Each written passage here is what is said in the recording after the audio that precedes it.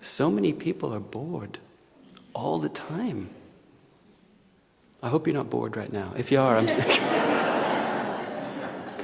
I apologize. So much boredom in this world. We have so many things around us, but often we are bored. We feel inside restless. It's even reflected in our physical body. We're restless, we're fidgety, we're not comfortable in our own skin. Wherever we go, we can feel a little out of place, alienated, isolated from other people. Lots of insecurities and worries and fears.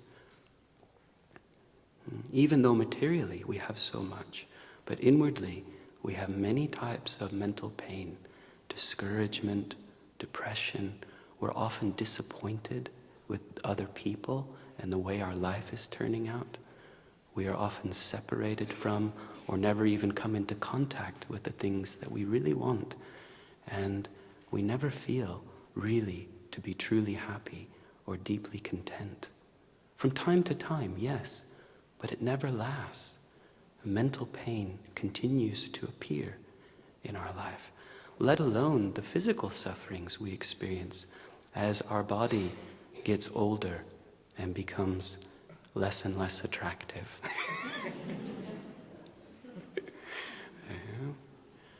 As it decays, this machine, as it begins to break down, all of the various pains and problems, the limited abilities we have, the things we used to do which we can't anymore, the backaches, everything, so many problems and many, many types of sickness. And we know death is coming, but we try to forget it. And so generally we're pretty good at distracting ourselves from the sufferings of our life. We don't really need Buddha for that. We have smartphones. You know, I saw even an article, I think it might have been on CNN or something, about how everyone is battling their boredom with their smartphones. And they show people, always, like we're always just staring at a tiny screen. And whether that's 3.5 inches, 4 inches, 4.5, or 5 inches, you choose. We just don't need to argue with each other about it. So we're looking at a small screen all the time. We're bored. Fruit Ninja. Angry Birds. There's all these video games we can play. Someone told me about these.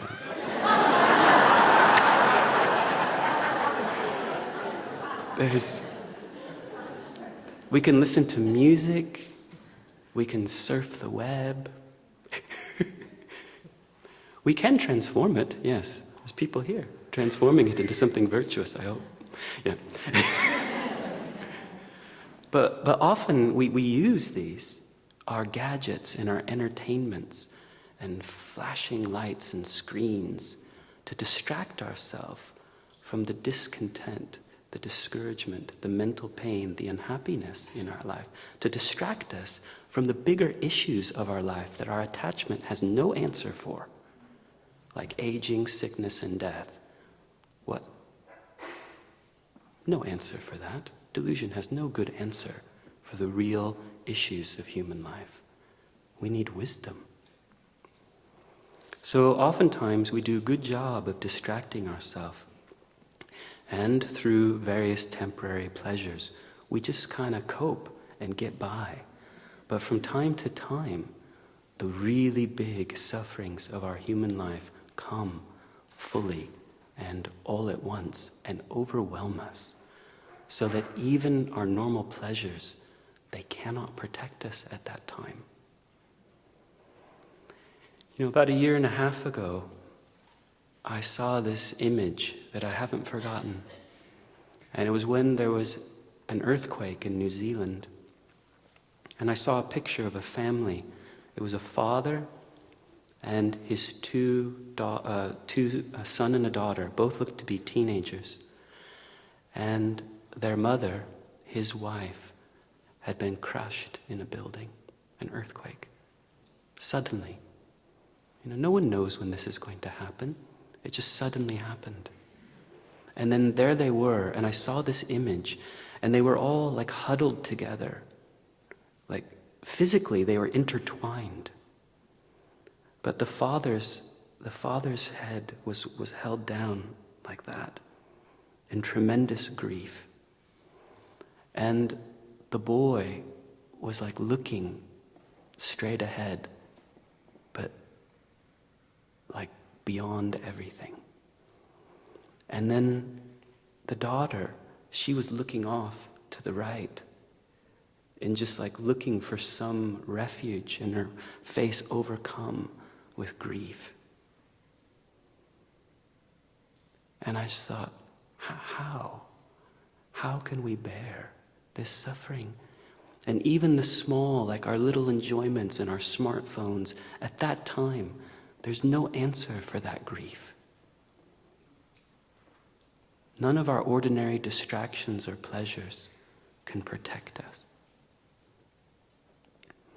And we think, well, maybe I'll be lucky and I won't have to experience that. Well, when? What does that mean? In this life? Because right now, we are in the cycle of impure life because our mind is contaminated by an inner poison of delusion.